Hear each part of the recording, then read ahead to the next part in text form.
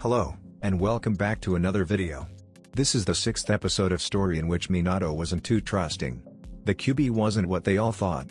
With a seal that can do more than just hold the QB, Naruto will become what he was meant to be.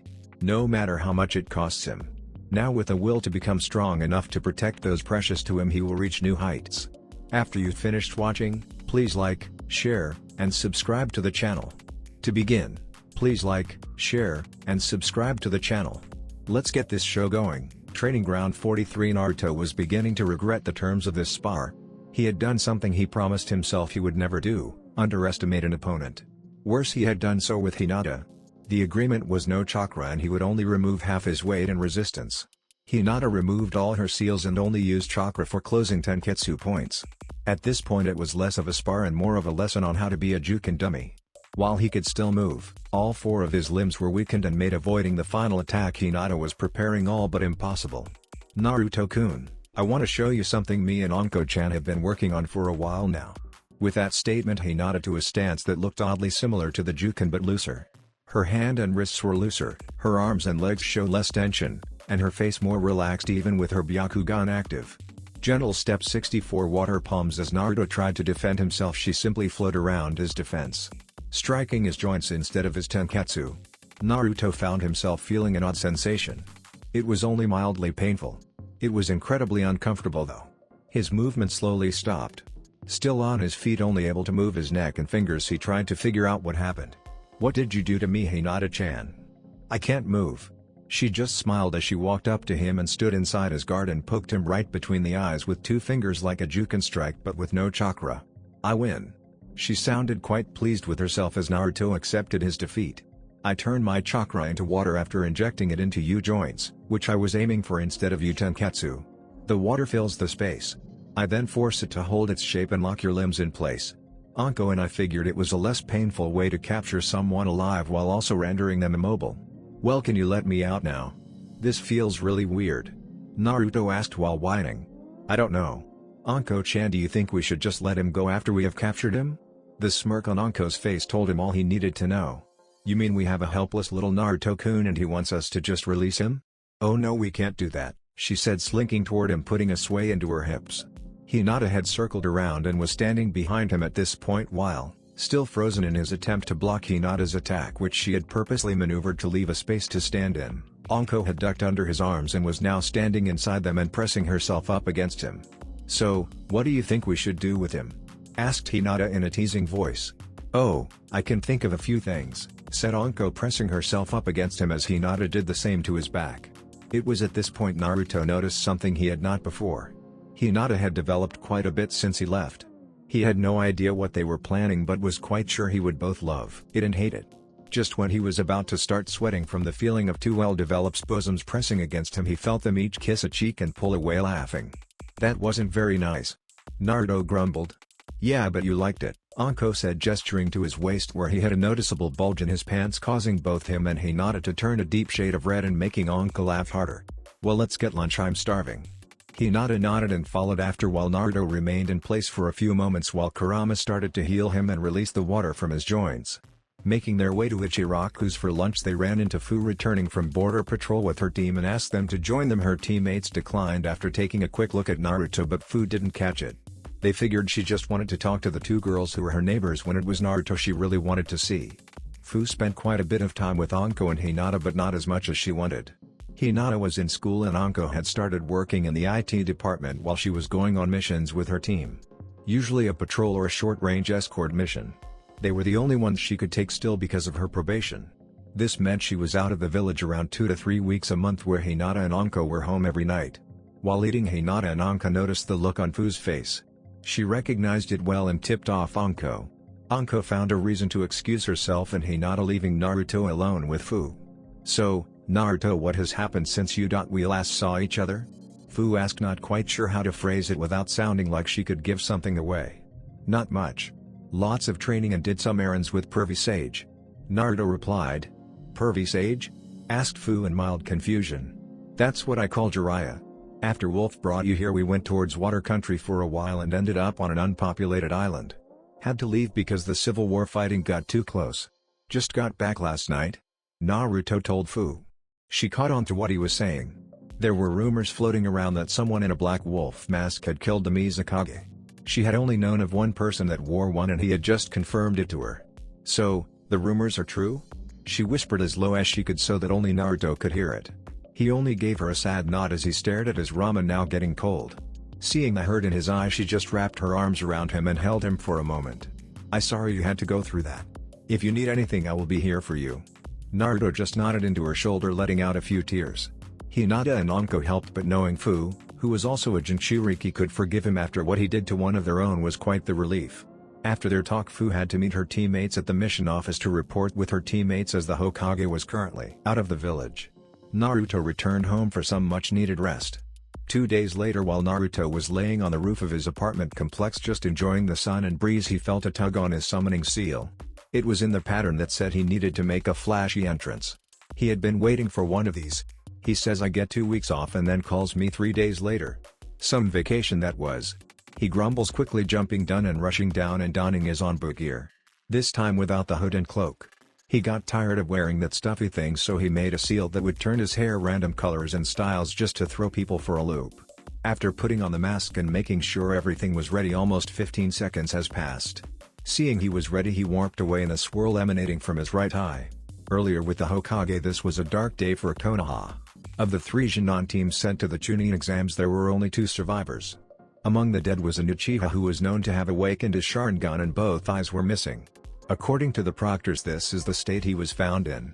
His other 2 teammates were also dead. Something needed to be done. This was the 2nd time in a row that Konoha had performed this way, and it was not helping business.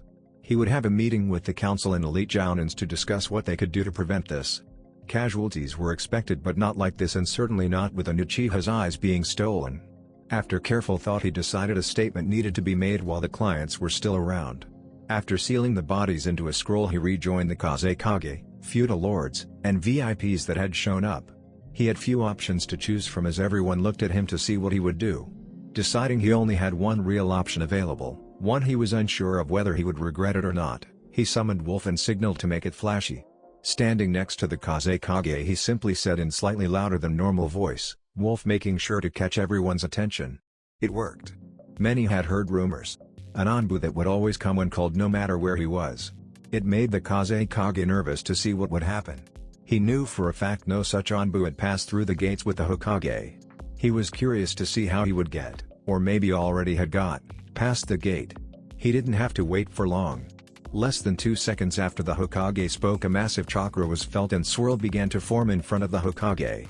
Quickly taking the form of a man with green hair about 5 feet 6 inches tall and heavily muscled. The normal Anbu tattoo that people expected was not there, however. Instead, in its place was a tattoo that looked similar with the tails on the top and bottom, but the center was a full spiral like that worn on Konoha's flak jackets. The man had one final difference. He was standing, not kneeling like most Anbu. They were quickly surrounded by Suna's Anbu but paid them no heed. "Wolf, this scroll contains the body of Setsuna Uchiha. His eyes have been removed. Find them and bring me the ninja who stole them unharmed if possible," commanded the Hokage in a stern and angry voice. "If not possible?" asked Wolf. "Alive," was the Hokage's reply. "Understood," Wolf answered. With that, his chakra started to fade, calming the surrounding ninja until it disappeared. However, they were unnerved by seeing him still standing there until he too began to fade like a ghost. As soon as he was halfway transparent, the Hokage walked forward, through where Wolf was standing as he continued to fade, to the Kazekage and asked, "I trust this will not be a problem? How did he get into my village? He never checked in at the gate, and now you have him hunting down someone who is most likely from another nation in my village or even one of my own. Are you trying to cause an international incident?" The Kazekage was fuming by the time he finished his speech. The Hokage, however, was calm and unperturbed. "I doubt it was one of your ninja. They would be unable to use them, and hiding it completely would be almost impossible. Wolf is likely no longer in the village and he never passed through the gate. Wolf comes directly to me whenever called, regardless of distance. I know for a fact he was in Konoha just before I called him." Razo opened his mouth to interrupt, but Hiruzen just held his hand up so he could finish. "I asked him to bring me the culprit unharmed if possible, but alive no matter what. If it is another Jinan, I will simply confiscate the eyes and report his actions to his cage along with a stern warning for that particular village.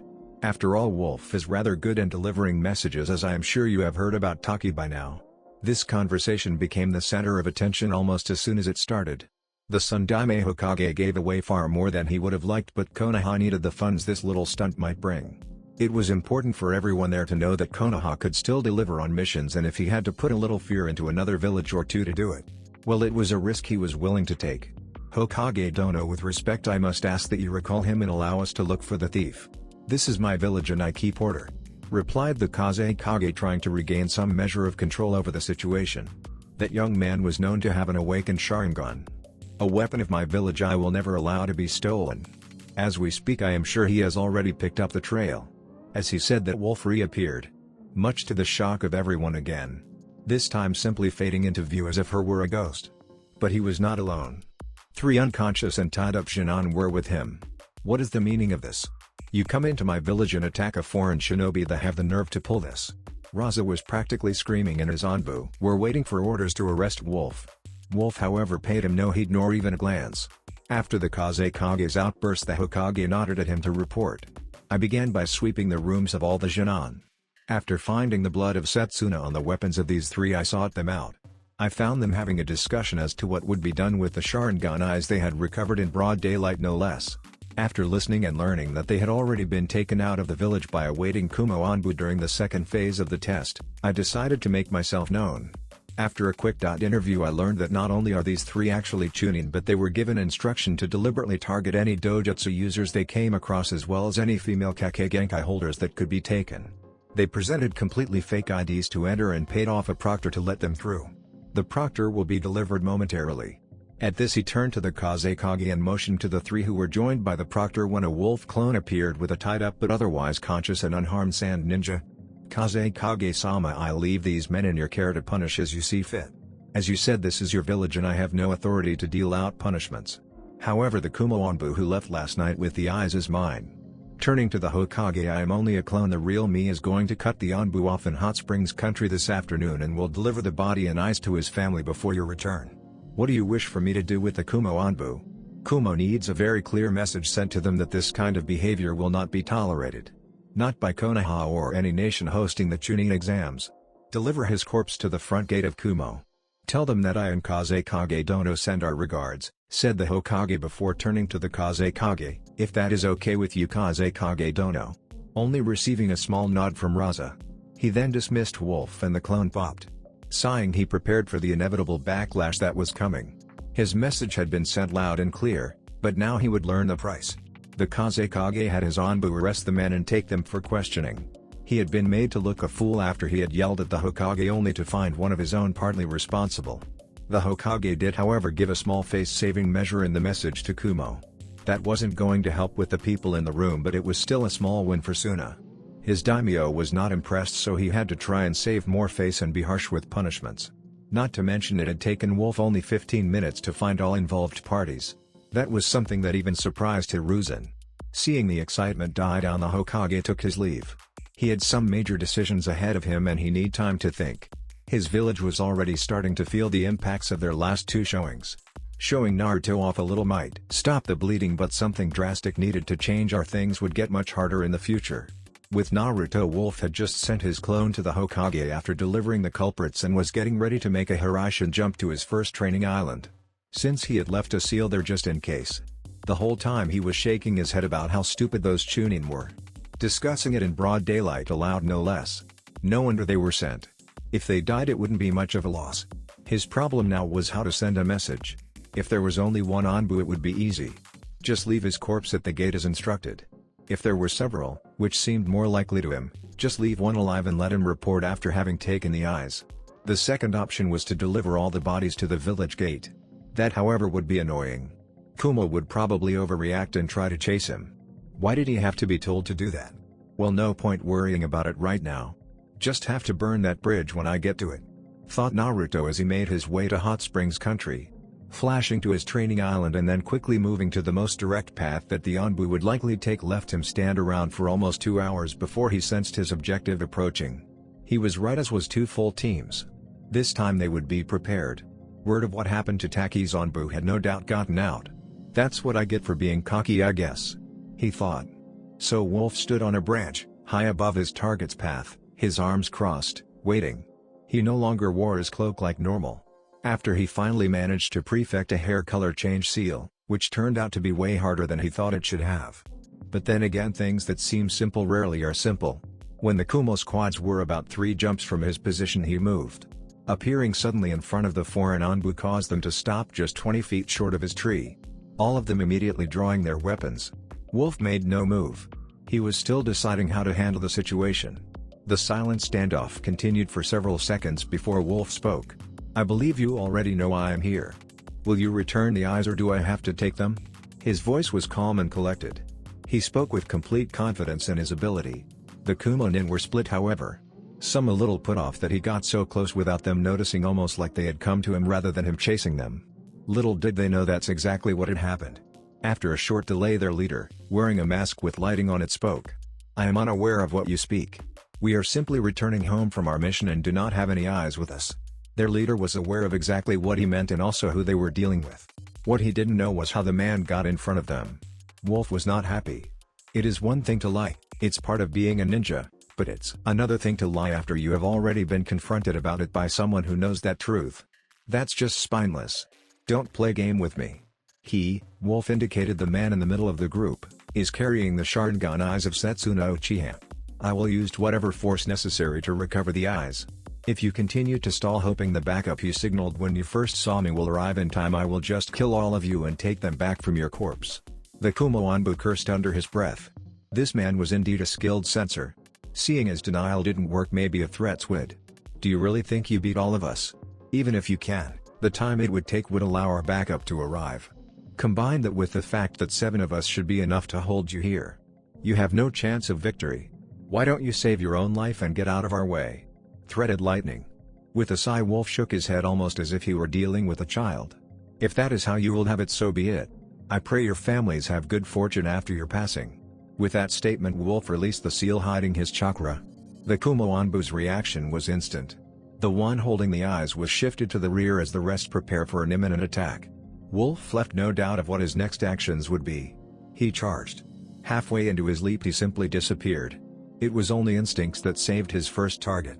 Raising his sword, the Kumo Anbu blocked a strike only to be pushed back several yards by the force, causing him to fall through the trees until he landed on a large enough branch to hold him. The rest decided to scatter and make their way to the ground in order to eliminate as much of Wolf's speed advantage as they could by cutting off the option of coming up from below. As they moved down, Wolf pursued the one holding the eyes the hardest. The Anbu not holding the eyes formed up on the ground and were prepared to counter-attack when the eye carrier reached them. 7 of them started covering the escapes of the eye carrier. But something was not right. Wolf only avoided their attacks after he sensed something new from them. They were nervous, but it didn't seem to be about the fight or death.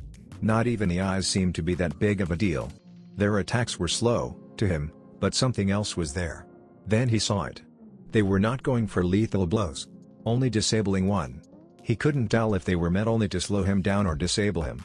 Without warning, he ceased his efforts to see their reactions. The Kumo Anbu were greatly surprised when Wolf stopped and sheathed his sword. Why are they leading me this way? It might be an easier path, but no shinobi would take the easy path over the quickest. Not while carrying something as important as an active Sharingan. Kurama, what do you make of this? He thought and asked as he watched the Kumo Anbu cease their retreat, which told him even more that something was not right. I'm not sure. They seem to be leading you somewhere for a purpose. My memory recalls correctly, the hills just a little way ahead is where Amon used to be. One that they used for ore that was eventually turned into chakra metal because it seemed to absorb chakra better than normal. It would be a good place for an ambush.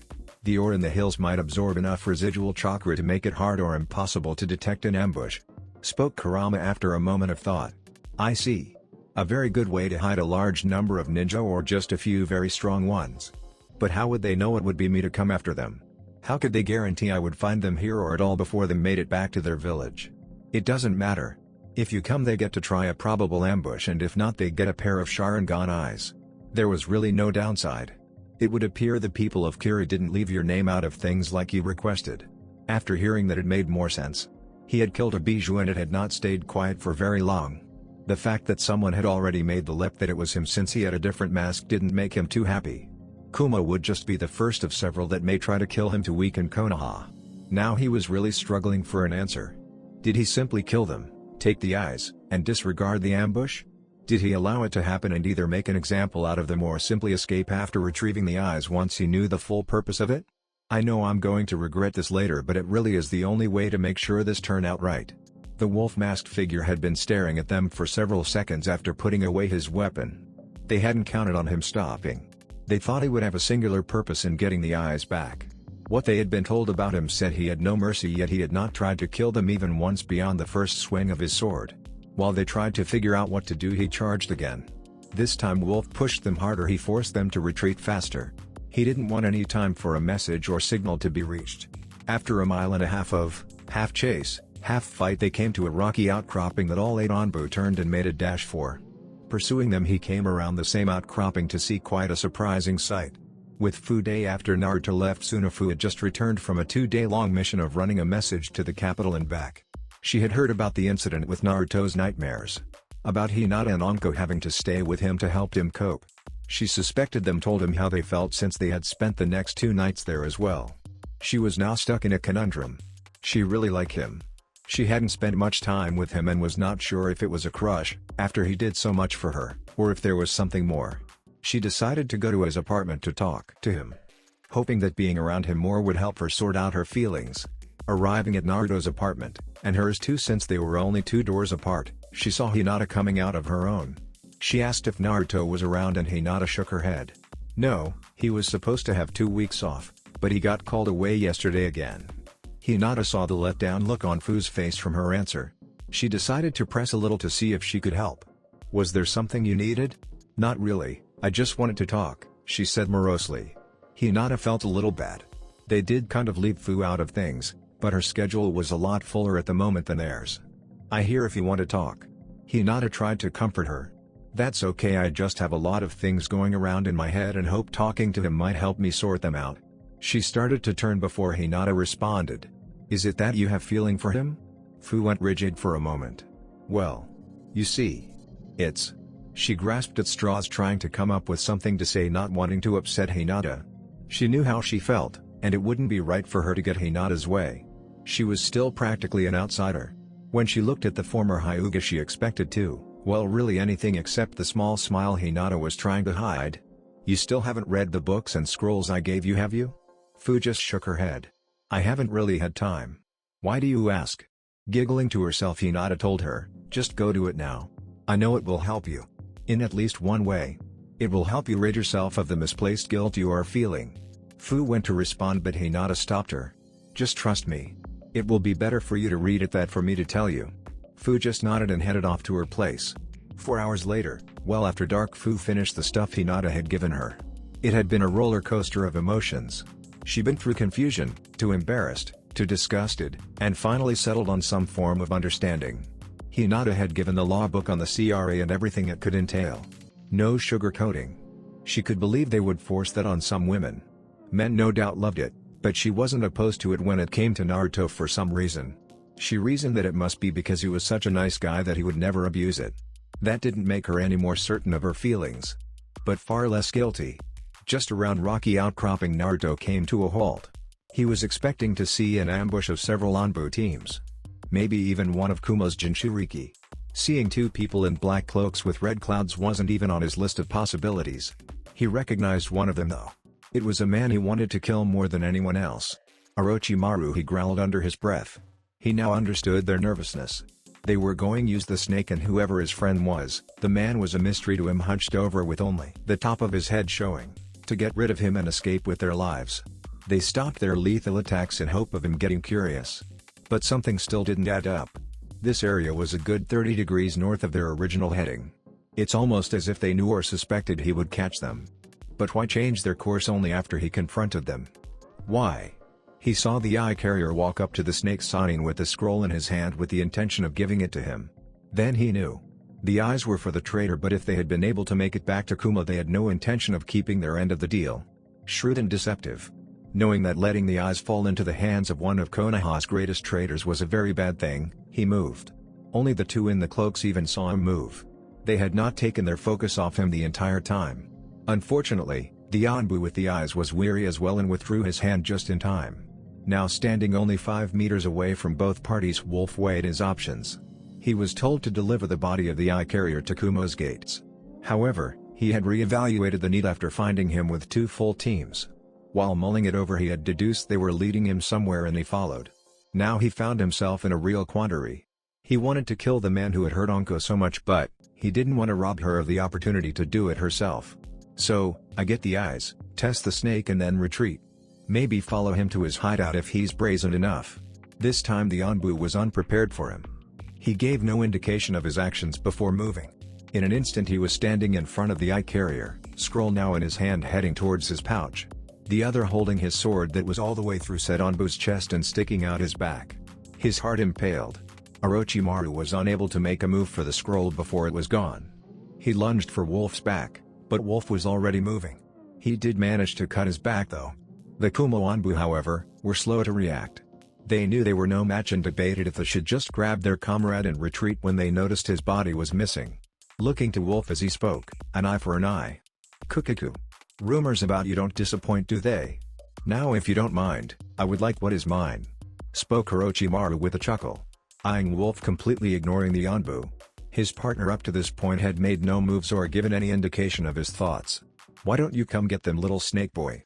Taunted Wolf, only to hear the Sannin chuckle again. Have it your way. Orochimaru blasted killer intent at Wolf, hoping to trip him up or even freeze him. The yawn he received was not the desired reaction. My mother could do better again, taunted Wolf, this time getting a scowl out of the Rouge Ninja. She most definitely could. Commented Kurama inside Naruto's head. With Naruto nodding his agreement, Orochimaru just smirked. We will see how smug you are once my poison starts to take effect. You should be feeling it soon. Wolf shifted his eyes to the kunai that cut him. It was dripping with his blood and a dark purple substance. He chuckled. You think poison is going to stop me? There was no boast. Just an honest question that, if he was honest, Orochimaru didn't like the sound of. It wasn't his kusanagi, but this poison should still be very powerful. Not wanting to waste any more time, the snake charged. He was quite surprised when he was matched blow for blow. Wolf seemed to take his sit back and strike when the moment is right approach, and it started to get to him. Orochimaru felt that he wasn't being taken seriously, so he decided to kick it up a notch. He summoned a massive snake. Not the largest, but still well over 150 feet long. Ordering it to attack. Wolf never moved. He just swung his hand in front of him with a call of futon wind blades. Dozens of razor-sharp blades tore into the snake, rendering it into several pieces. Such a large target is easy to hit, said Wolf in a humorless voice. Orochimaru just cursed under his breath. Just as Orochimaru had summoned the snake, the backup from Kumo had arrived in the form of 20 more Anbu, the Raikage, and his brother himself. When they saw Wolf destroy the snake with a single jutsu using no hand signs, they were now confident this was the man who killed the Mizukage. Wolf now found himself in a tight situation. He had tested Orochimaru and knew he could beat him. He knew how far Anko had to go before she could. He had the eyes. He really wanted to follow the snake, but the new arrivals would present a problem.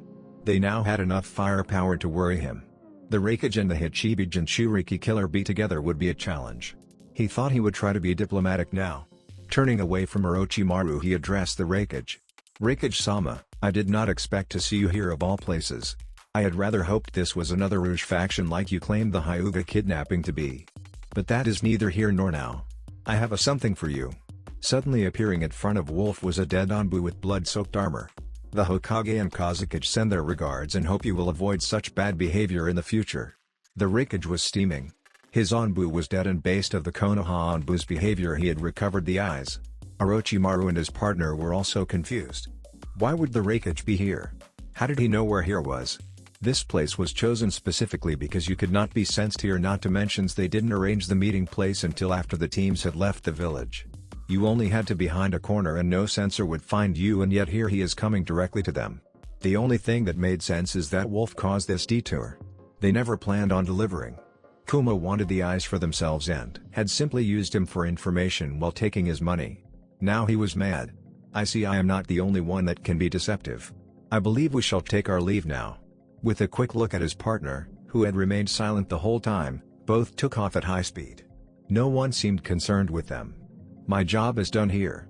I believe I shall take my leave as well, said Wolf, and he turned his back on the Raikage and began to leave, only for the Raikage to appear in front of him and take a swing. Wolf barely managed to dodge. You won't going anywhere, boy. You think you can just drop one of my Anbu dead at my feet and just leave like nothing happened? No, you are coming with us dead or alive," snarled A. The air around them grew cold as he was surrounded. "I am simply following orders. If you have a problem with it, take it up with Hokage-sama. I have things to do." He stalled for time. "You still don't see it, do you? You are surrounded. The only way you are going back to your village is as a jar of ashes." The smirk on the Raikage's face said all he needed to know. "If it's the eyes you want, you're out of luck. They are sealed and you cannot get to them even if you kill me. If it's revenge you want, I can assure you none of us have ever met. Being surrounded means nothing if you don't have the strength to back it up." With that he disappeared and reappeared holding his sword to B's throat. His gamble paid off. They had underestimated him for just a moment. I'm sure this is a familiar scene. It was almost like the yellow flash was back, except this time it was pure speed. None of them had time to react. "I have won and will be leaving. Treat Kyuki well. He deserves your respect." Then the blade was gone, and the man seemingly faded before their eyes, not leaving a trace. "Raikage-sama, what happened?" "I couldn't move. Nor could I. I think he set his own trap for us. He must have known something was wrong and took precautions. He is everything the rumors say," said the Raikage thoughtfully before looking at B. "What does Hachibi say about all this?" "Something is wrong." The man had no presence. No chakra to discern, nothing. It was like talking to a ghost that was in a physical body. But there is something deeper. His knowledge is not something anyone should but me know. Defiantly not someone I have never met anyway. B was serious for once. "I want him dead. He is too great a threat. He has already pushed back our plans by at least 6 months, said A as the move to return to Kumo. Konoha 5 days later, Council Room. Hiruzen had just personally delivered the news to Setsuna's parents. They were of course crushed when he told them the full story, but gained some solace that the fake Genins had been sent back to Kumo but given a kill-on-sight order if any Leaf or Sand Shinobi ran into them again. He wanted them executed, but that would have been a violation of the Chunin Exam's international agreement. Kumo had already done so, but, to show this mercy would cause Kumo to lose face. It was telling them that their shinobi were not enough of a threat to worry about, so they could go home. On the plus side, however, the Sand Ninja was sentenced to life in prison for the embarrassment and loss he had caused the two villages. The Hokage finished relaying the results and ultimate outcome of the exams when Mikado, who hadn't been there when he spoke to Setsuna's parents and was now the clan head, asked where is Wolf if he was supposed to be back 3 days ago. Did he fail? It was fairly common knowledge among the clan heads and elite jounin that Wolf did not fail. I don't know at this point. It should have been a simple thing for him even if there was a team or two as backup. The only thing I can think of is, but he was interrupted by a swirling sound in the middle of the room. It was Wolf, and from his posture he had a long few days. He immediately went to Mikado and took out 2 scrolls. I am sorry for the delay. These are the body and eyes of Setsuna. Only his parents will be able to open either. I am sorry for their loss and apologize if they worried about someone getting his eyes. With a bow he returned to the middle of the room and turned towards the Hokage. These actions gave everybody in the room the opportunity to finally see Wolf without his cloak. For some it was the first time ever seeing him in person. His arms were absolutely ripped, and he had a small amount of bulk but nothing that would slow him down. They also noticed the cut in his armor and on his back that went almost shoulder to hip from one side to the other. His Anbu tattoo showed he was not standard forces. The bright orange hair was confusing. He addressed the Hokage with no bow and very little formality. Would you like my report now or later in private, Hokage-sama? He asked in a deep voice. Just hit the highlights for now. Very well. After leaving Suna I made my way to Hot Springs country to cut off the Anbu that had Setsuna's eyes. When I caught up with him, he was with 2 full teams. I engaged while trying to recover them without damaging them. After a few short skirmishes I deduced something was wrong. We had turned around 30 degrees to the north of our original path toward the Chi Mountains. In the foothills of the mountains we came upon Orochimaru and his partner. At this revelation the questions start flying. Silence. Wolf, please continue. The Kumo Anbu attempted to give the eyes to Orochimaru. I intervened and was able to recover them before he could hand them over. I killed him and quickly sealed his body before I was attacked. I briefly engaged with Orochimaru and destroyed a summons of his. Before he could attack again, reinforcements from Kumo arrived. He fled. I delivered the body of the eye carrier and your message to the reinforcements before retreating. What took you so long to return? Asked the Hokage. I tracked Orochimaru to his base and observed his for a few days before returning. Hiruzen could tell he was leaving a lot out. I see. The civilian council will leave immediately. The Hokage's statement brought uproar and anger but nonetheless was enforced. Wolf sealed the room. The special Anbu did so, shocking some with the void of secrets. Now if you don't mind, would you fill in the gaps? Where would you like me to start? Why did you not simply take back the eyes right away? Who were the reinforcements that you felt could be given my message instead of the village itself? Hiruzen asked with a little venom in the second question. He had learned not to judge too quickly, but it seemed he went chasing after his wayward student instead of doing his job because of his relationship with Anko. Letting personal matters get in the way. Kami, I am starting to sound like Danzo. I need to remember he volunteered for this position and is still young. I sensed a change in them as soon as I confronted them. They were more annoyed than scared, and I felt that I should know the reason to hopefully prevent this from happening in the future. Finding Orochimaru was behind it. I feel I made the right choice. I see. I agree, and he led on. The reinforcements consisted of 20 Anbu, the Hichibi Jinchuriki, and the Raikage himself. Your message and the body were delivered directly to him. That got the Hokage's attention. That was even better than he planned. And he just let you leave? Questioned Danzo. Not exactly. I had to put a seal on the ground to hold them all and then threaten Killer Bee's life to buy time to escape. Danzo just stared. This wolf was still a complete mystery to him, but to do as he had said would require great skill. I hid a clone before leaving. I will have to brief you in private of its observations. He finished looking while at the Hokage. I want a full and very detailed reports given to me and Jirai later. Unseal the room. He did so, and Hiruzen told the Anbu bring the civilian council back in and summon all the elite jounin in the village. It's time we had a serious discussion about the quality of our younger shinobi, he said. Waiting 10 minutes for them to arrive, he began again by relaying the Chunin exams to the new arrivals. I called everyone here today because something is obviously not working. So, I would like answers for this and to discuss solutions to our current problem.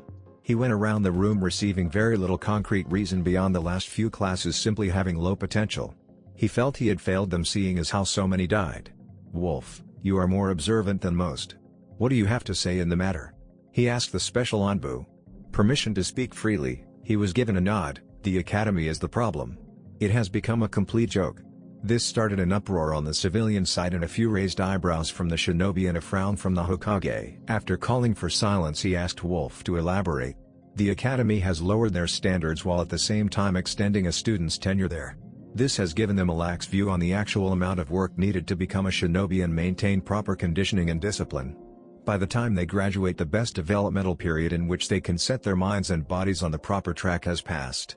Many get these grand notions in their heads from the abundance of history that focuses on legendary shinobi and skips all the training and hard work they put in to achieve this.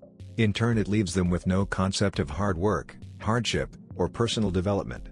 Wolf explained to a rather flustered crowd. It would seem you have thought this out very well. As you seem to be the only one offering anything of value, what do you think we can do to fix this? Immediately graduate the oldest 3 classes and do a complete overhaul of the curriculum. This again brought protests that were silenced by the Hokage. How would graduating the oldest 3 help? If anything, it would hinder them even more, seeing as they are not even up to the, as you put, lax standards. This would be sending children to their deaths. It would be madness, yelled a civilian. Several more things such as this spurred a debate going both ways. The civilians were against it as well as a few shinobi. Hiruzen decided to see if there was more. After silencing the room, he again turned to Wolf. What makes you think this would help them? Did you learn more from the academy or from your jounin sensei? This simple question began to put things into focus for the ninja in the ROM. He continued soon after, put them through 3 to 6 months of hard training depending on their readiness. No missions, no half-days, no holidays. 6 days a week, 8 hours a day. After that, give them the final graduation test. A real graduation test too. Not Kakashi's bullshit test to get him out of work. This raised many eyebrows. Kakashi was a well-respected shinobi and known to be one of the strongest.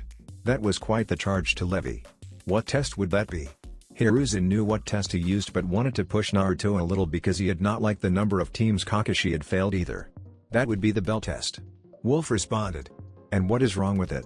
Questioned the aged leader. With Kakashi now paying great attention, even echoing the Hokage. It's about teamwork. One of Konoha's core principles for shinobi. He had added. No, it's about drawing straws and seeing who is least valuable, stated Wolf. Even if a team did pass it, they would never really trust you. That little voice would always be in the back of their head. Which one would be the sacrifice for the good of the team if worst came to worst? It used to be about teamwork. Back when that was actually taught in the academy.